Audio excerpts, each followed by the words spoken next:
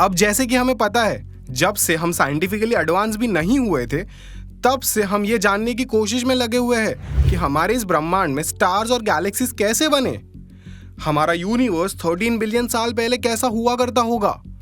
लेकिन recently astronomers को धीरे धीरे इस सवाल का जवाब मिल रहा है। ये नई खोज ब्रह्मांड के बनने की हमारी अब तक की समझ में काफी बड़ा बदलाव ला सकती है। और ये सब हो रहा है जेम्स वेब स्पेस टेलीस्कोप की वजह से, जो एक के बाद एक नए खुलासे कर सबको शॉक कर रहा है। वैज्ञानिकों ने जेम्स वेब स्पेस टेलीस्कोप के जरिए हमारे ब्रह्मांड के सबसे पुराने इतिहास को देखा, और अब जेम्स वेब ने एक और अनबिलीवेबल डिस्कवरी की है जिसे सुन के आपके होश उड़ जाएंगे। जी हाँ, JWST ने ब्रह्मांड में पहली रोशनी का पता लगाया है। वेलकम टू द ज्ञान स्पॉट। मैं हूं आपका होस्ट उमंग, और चलिए इस टॉपिक के बाल की खाल को उखाड़ते हैं। एक्चुअली में जेम्स वेब टेलीस्कोप ने यह पता लगाया कि शुरुआती ब्रह्मांड में 700 से ज्यादा गैलेक्सी थी, और आज हम सब जानते हैं ये एक ऐसी खोज है जिसका पता पहले किसी को नहीं था। साइंटिस्ट ने उन गैलेक्सी की रिसर्च को लीड किया जो बिग बैंग के कुछ मिलियन साल बाद ही अस्तित्व में आ गई थी। कॉस्मोलॉजी के स्टैंडर्ड मॉडल के मुताबिक वक्त के इस अहम दौर को रीआयनाइजेशन पीरियड के नाम से भी जाना जाता है।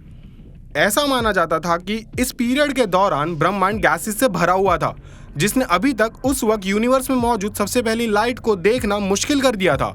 हमारे मॉडल्स ये बताते हैं कि बिग बैंग के 1 बिलियन साल बाद ही ये गैसेस का कोहरा साफ हुआ और ब्रह्मांड देखने लायक हुआ। इस प्रोसेस को रीआयनाइजेशन भी कहा जाता है, और इसीलिए रीआयनाइजेशन के युग के दौरान गैलेक्सीज तो दूर की बात, सितारों का बनना भी नामुमकिन माना जाता था। लेकिन वेब ने हमारी इस सोच को गलत साबित कर दिया है। एक शॉकिंग ट्विस्ट तब सामने आया जब साइंटिस्ट ने ब्रह्मांड के किनारे के पास 700 से ज़्यादा कैंडिडेट गैलेक्सीज की पहचान की।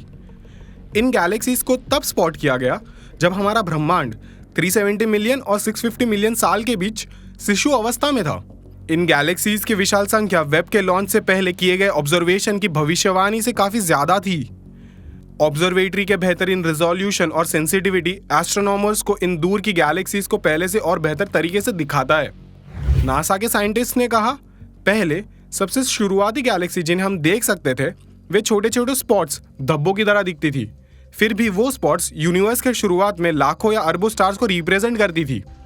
अब हम देख सकते हैं कि उनमें से कुछ असल में विजिबल स्ट्रक्चर्स के साथ एक्सटेंडेड ऑब्जेक्ट्स हैं। हम समय की शुरुआत के कुछ 100 मिलियन साल बाद ही इन तारों के समूह को जन्म लेते हुए देख सकते हैं। ये नई डिस्कवरी इस बात पर रोशनी डालती है कि पहले गैलेक्सीज और तारे कैसे बने, जिसके वजह से ब्रह्मांड में आज पाए जाने वाले एलिमेंट्स का फॉर्मेशन हुआ। लेकिन इससे भी खास बात यह है कि ये खोज हमें यह भी बताती है कि हमें ब्रह्मांड में वापस पीछे जाना पड़ सकता है। JWST advance deep extragalactic survey की एक नई स्टडी के मुताबिक इन छोटी गैलेक्सीज ने बिग बैंग के ठीक 600 मिलियन साल बाद कॉम्प्लिकेटेड स्ट्रक्चर्स और स्टार फॉर्मेशन के ग्रुप को प्रेजेंट किया है। स्टडी ने आकाश में 2 छोटे एरियाज से ऑब्जर्वेशंस को जमा किया। इन एरियाज के अंदर 700 से ज़्यादा युवा गैलेक्सीज की खोज की गई। इसी के साथ जेम्स वेब ने एक अविश्वसनीय खोज की है, जिसमें उसने पहली रोशनी को पेश किया जो शुरुआती ब्रह्मांड में मौजूद थी।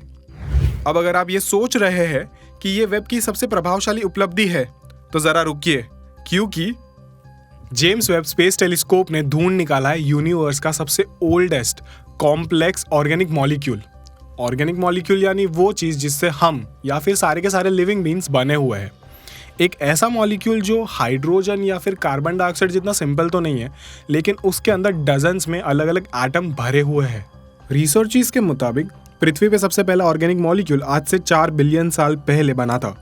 लेकिन अगर हम अभी JWST द्वारा मिले इस ऑर्गेनिक मॉलिक्यूल की बात करें तो ये 12 मिलियन साल पहले फॉर्म हो गया था। अब यहाँ बातें थोड़ी सीरियस हो जाती है। अगर आप गूगल पे ऑर्गेनिक मॉलिक्यूल सर्च करोगे तो आपके सामने कुछ ये नाम आएंगे: nucleic acid, glucose and amino acid. अब अगर आपको यहाँ पे पता ना हो तो मैं बता दूँ, हमारे ह्यूमन बॉडी के बिल्डिंग ब्लॉक्स या फिर सारे लिविंग ऑर्गेनिज्म के बॉडी के बिल्डिंग ब्लॉक्स होते हैं DNA एंड RNA। इनका फुल फॉर्म है deoxy ribo nucleic acid and ribo nucleic acid. Nucleic acid एक ऑर्गेनिक कंपाउंड। तो फिर क्या इसका मतलब ये हुआ कि अर्थ पे लाइफ यहाँ से आई है, या फिर क्या इसका मतलब ये हुआ कि लाइफ का एग्जिस्टेंस ब्रह्मांड में बहुत पहले से ही रहा है, या फिर क्या इसका मतलब ये हुआ कि हमारे अलावा भी ब्रह्मांड में कोई है? जेम्स वेब स्पेस टेलीस्कोप के मदद से एस्ट्रोनॉमर्स ने सबसे दूर मौजूद गैलेक्सी में ऑर्गेनिक मॉलिक्यूल्स ढूंढ निकाले हैं। ये पहली बार हुआ है कि हमने इतना दूर कोई मॉलिक्यूल ढूंढा हो। ये मॉलिक्यूल हमें मिला है एक गैलेक्सी SPT 0418-47 के अंदर, जो हमसे 12 बिलियन लाइट ईयर्स दूर है। अब जैसे कि हम सब जानते हैं, यूनिवर्स का एज है 13.7 बिलियन ईयर्स, यानी ये काफ़ी एंशिएंट गैलेक्सी है। ये डिस्कवरी हमें ये जानने में मदद कर सकती है कि कैसे ओल्डेस्ट गैलेक्सी में इन मॉलिक्यूल्स का इंटरैक्शन हुआ होगा और कैसे इनके वजह से स्टार्स का फॉर्मेशन हुआ होगा। इस गैलेक्सी में मौजूद इन कॉम्प्लेक्स मॉलिक्यूल्स को हम देख पाए थे ग्रेविटेशनल लेंसिंग के वजह से, एक ऐसा फिनोमिना जिसे एल्बर्ट आइंस्टाइन ने प्रेडिक्ट किया था कि यूनिवर्स में ऐसा कुछ हो सकता है। इसे समझने के लिए कंसिडर करो हम यहाँ हैं, हमारे सामने एक गैलेक्सी है और उसके पीछे एक और गैलेक्सी है। तो इस गैलेक्सी से आती हुई लाइट इस गैलेक्सी के ग्रेविटी की वजह से ऐसे वॉर्प हो जाती है और हमें एक ऐसा लेंस के फॉर्म में दिखती है।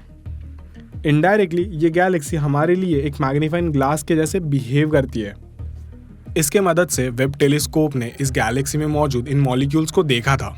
अब इन पे आगे रिसर्च जारी है, लेकिन हमें अभी तक नहीं पता कि क्या इन मॉलिक्यूल्स के वजह से उस गैलेक्सी में लाइफ है या नहीं, क्या ब्रह्मांड में हम अकेले हैं या नहीं, ये तो हमें फ्यूचर में ही पता चलेगा। लेकिन क्या आपको पता है, लास्ट ईयर जेम्स वेब ने कॉस्मिक रिंग्स को डिस्कवर किया था। हम बहुत ही खुशकिस्मत है कि हमें जेम्स वेब स्पेस टेलीस्कोप के लॉन्च से ही ऐसे विजुअल्स देखने मिल रहे जिसमें ब्रह्मांड के कभी नहीं देखे गए रूप को हम देख पा रहे।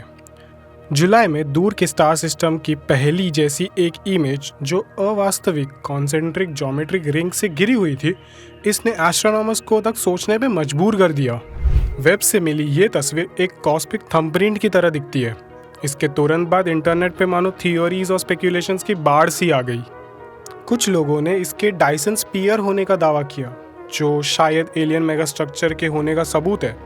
लेकिन ये कार्बन से बने रिंग्स आखिर है क्या, और इसकी खोज एस्ट्रोनॉमी को एक अलग लेवल पे कैसे लेके जा सकती है। वेब स्टार सिस्टम वुल्फराइट 140 और इसके आसपास 17 डस्ट के रिंग्स को कैप्चर करने में कामयाब रहा, और इसका नतीजा वाकई में चौंकाने वाला है।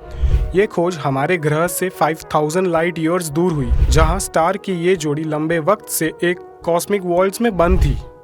ये स्टार्स जब भी एक दूसरे के करीब आते तो धूल का गुब्बारा निकलने लगता है, और ये धूल हर गुजरते वक्त के साथ उनके चारों ओर एक के बाद एक रिंग्स बनाते जाती है, एक वसीयत जो मानो उन्होंने एक दूसरे के लिए बनाई हो। ऐसे जोड़ियों में O टाइप स्टार्स होते हैं, जो हमारे सूर्य के साइज का करीब 30 गुना होता है, और इसके साथ वुल्फराइट स्टार हमारे सूर्य से करीब 10 गुना बड़ा होते हैं। वुल्फराइट स्टार्स कभी O टाइप स्टार्स थे, जो अब अपने जीवन के अंत के नज़दीक है। लेकिन इससे पहले कि वो नष्ट होकर ब्लैक होल बने, ये शक्तिशाली हवाओं को बनाते, जो बड़ी मात्रा में गैस को स्पेस में धकेलते, जो अपने युद्ध से भी ज़्यादा गर्म होती है। और हो सकता है कि इस खास जोड़ी में वुल्फराइट स्टार ने इस प्रोसेस में अपने वास्तविक रूप का आधे से ज़्यादा हिस्सा बहा दिया हो। अब जब भी तारे एक दूसरे के करीब आते, उनकी तारकीय हवाएं एक दूसरे से मिलती है, उनके गैसेस को कंप्रेस करती है और धूल बनाती है।